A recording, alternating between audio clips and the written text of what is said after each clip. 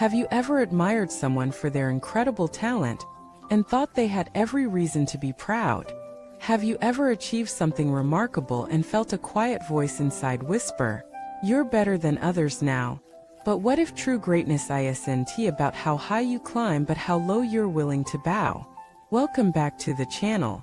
Today we explore the life-changing teachings of Master Guangqin, a revered Buddhist monk who through his actions and words taught that the higher one's wisdom or talent, the deeper their humility must be.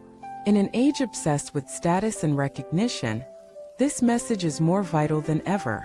Master Guangqin was known for his deep wisdom, unwavering discipline, and most of all his humility. Despite being admired as a living bodhisattva by thousands, he lived as if he were no more important than a beggar. He swept the floors of temples with the same reverence he used in chanting. He bowed to those who insulted him with the same sincerity he showed to the Buddha. His life was not just a teaching, it was a revolution in the understanding of what it means to be truly great. He used to say, "The more you know, the more you should bow. The brighter your light, the more you must hide it under the robe of humility." These were not empty words. They were a reflection of how he lived every single day. Let us explore the world that shaped Master Guangqin, and how his humility turned into one of the greatest spiritual forces of modern Buddhism. Born in a poor family, he had every reason to chase success. But from a young age, he was drawn not to fame but to silence. He saw how pride destroyed relationships, and how ego corrupted even the most sacred intentions. When he became a monk, he took a vow not just of poverty, but of humility. It wasn't forced. It was a deliberate choice to free himself from the poison of pride. One of the most powerful stories from his life comes from his early years at a monastery. One day, a young, ambitious monk who had memorized many scriptures challenged him. "What's the point of sweeping the floor every day? It's menial work for someone of your level."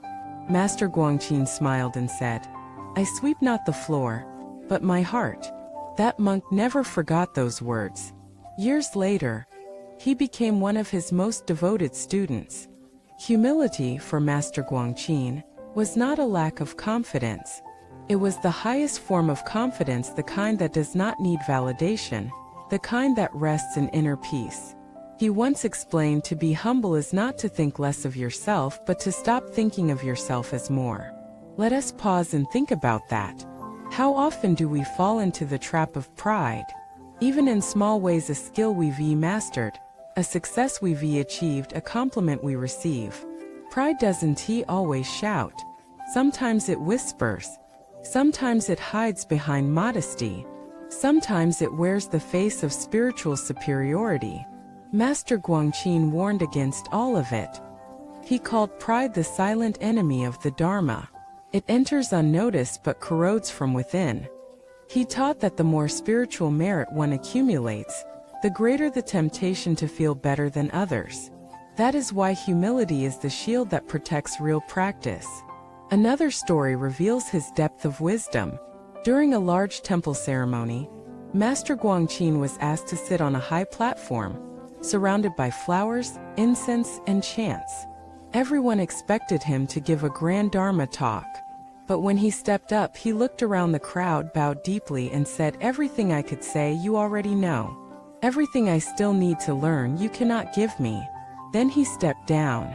That moment left the entire hall in silence, and many eyes were filled with tears. No sermon could have been more powerful. This was his way, not grand speeches, but simple acts that carried deep truths. Let us bring this into our modern lives.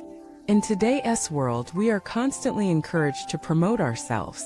Social media teaches us to curate, to display, to prove. We measure worth in followers, likes, titles, and achievements. But Master Guangqin invites us to a different path. One where we don't need to prove anything. One where we find peace not in being seen but in seeing clearly. He used to ask his students, "If you do a good deed and no one praises you, will you still do it? If you have wisdom but no stage to display it, will you still practice? If your path is invisible to others, will you still walk it?" These questions cut straight to the heart. True humility is not about hiding. It's about shining in a way that doesn't blind others. It's about speaking in a way that uplifts, not dominates. It's about serving with joy, even when no one is watching. There's another touching moment from his life. During a pilgrimage, Master Guangqin walked for hundreds of miles, barefoot, through rain and heat. When asked why he didn't accept the carriage offered by a wealthy devotee, he said, "The earth supports me without condition.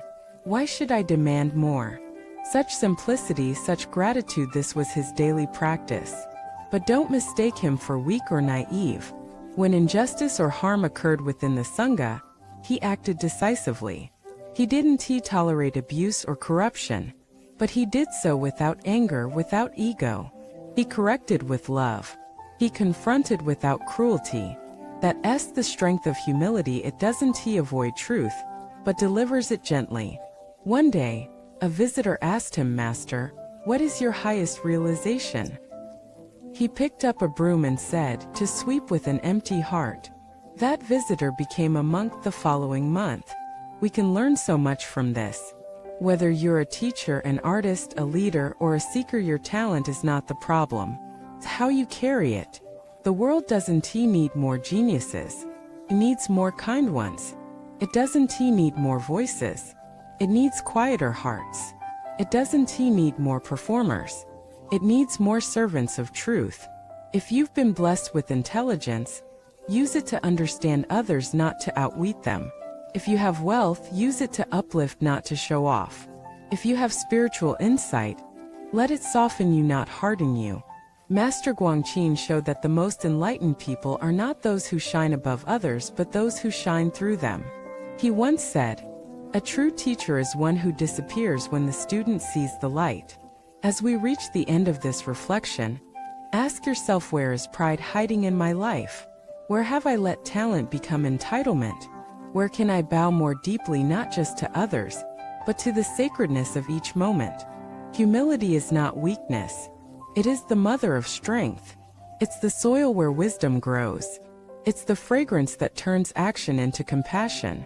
May we all learn to walk with lighter feet, speak with softer voices, serve with deeper love. And above all, may we remember, the greater our talent, the more we must bow, not because we are small, but because we understand the vastness of life. Thank you for watching this video. If this message moved you, I invite you to share your thoughts in the comments. How do you practice humility in your life?